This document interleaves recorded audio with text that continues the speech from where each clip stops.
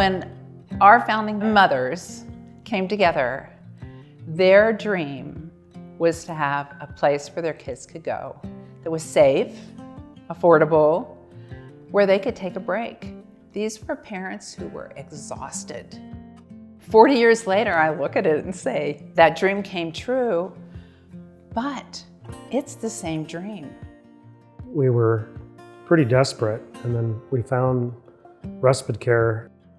The only people that had taken care of Margot before we came here were Brian and I. Like, nobody else had taken care of her, not even for an hour. And it's such a relief to me that I just feel incredibly lucky that we live in Fort Collins and that we have this option. Margot came to respite care when she was, I want to say like 12 weeks old. I mean, itty bitty tiny. And she had a feeding tube. Parents were nervous, but our staff is fantastic and we are able to serve kids with pretty severe medical needs.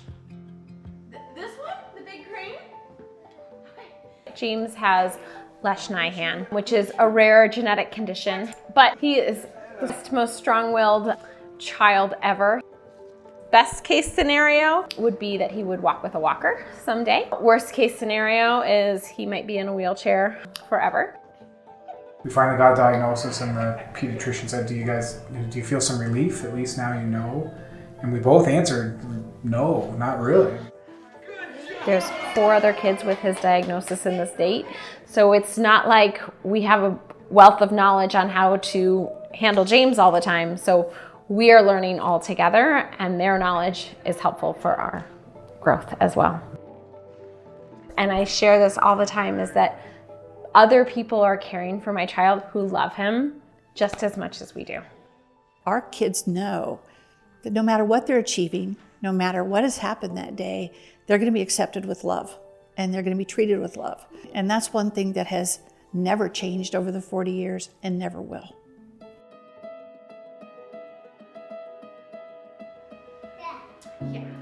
One of our little kids, Rusty, who has grown up and is now, I don't know, he's close to 40. He used to say friend's house. That was respite care to him. It was friend's house. And I think that's what it still is today. My old friend Breck. Breck loves people. Like when he walks in, he's got a smile that just like brightens anyone's day. I think if anyone's met Breck, they probably were offered a hug or just given a hug. Respite has given Breck a community. And by that I mean, one, he isn't able to safely like hop on his bike and ride down to a friend's house or go hang out at the park by himself, but Respite gives him peers, it gives him friends, it gives him a place that is just his. There's your home run ball. The amount of times I get like oh, you're Breck's brother. He has the light and he's like spreading it to other people, that kind of thing. Because of Respite, he's become so just like strong in his ability to connect with people. It's felt like a fairy tale kind of place. It literally is a perfect place for our family. How many hours we provided last year, is it critical? It's important, but what we're doing for each single child is what's really, really important. One thing that was always impactful on me is the staff we work with here. They don't see the disability, they dig for the ability. We go to camp, we have to take a young lady in a wheelchair and get her into this little sliver of a rock called the hidden room. And some people would say, no, can't do it, not the respite care staff. There you go.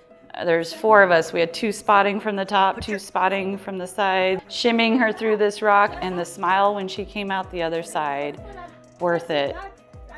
Put your foot back up. Don't hit your back.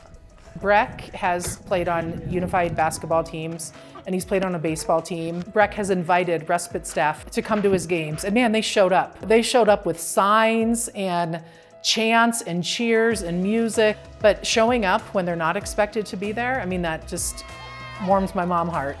I had no idea how giving this community is. I really did not until I stepped into this position. Also, all the volunteers. We have 404 volunteers that come through our doors and make this place what it is.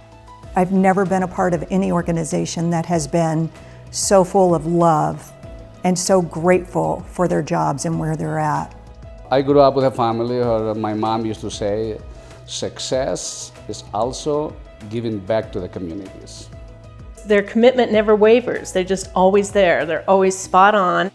This to me is just a big playground with the greatest kids in the world. I think we all need love. Kids need to feel loved, and I still at 72 need to feel loved. And I walk into this place and kids say, "Tom's here," and I mean, this is the happiest, most fun place in the world, I swear.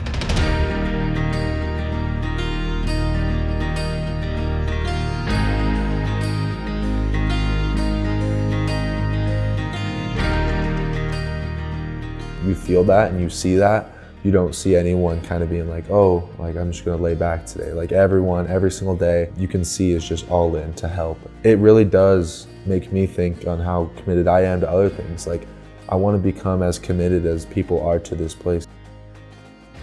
You know, it sounds kind of overstated to say that they saved our family's life. It's not. That's what happened. Abby was just treated like a normal kid. One of my fondest memories was when I went to pick her up one day, and this was when Respite Care was on the corner of Wood and Cherry. And I drove up and Abby was out on the curb on the grass with a bunch of kids, and they were having a lemonade stand. And Abby was on the blanket selling lemonade.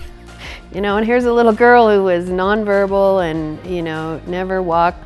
She was very limited in terms of her abilities, but that didn't matter because the people that worked there, they love those kids like their own, and there's no differentiation in terms of ability. It was amazing. It's like a family. I think that's the best way to explain it, is Respite Care is an instant family. We have the best of both worlds. You know, it is convenient. It is something that's allowing us to live our lives, and yet also she's in a fantastic place. The kids grow from somebody saying they'll never walk and they'll never talk to us being the ones that see their first steps.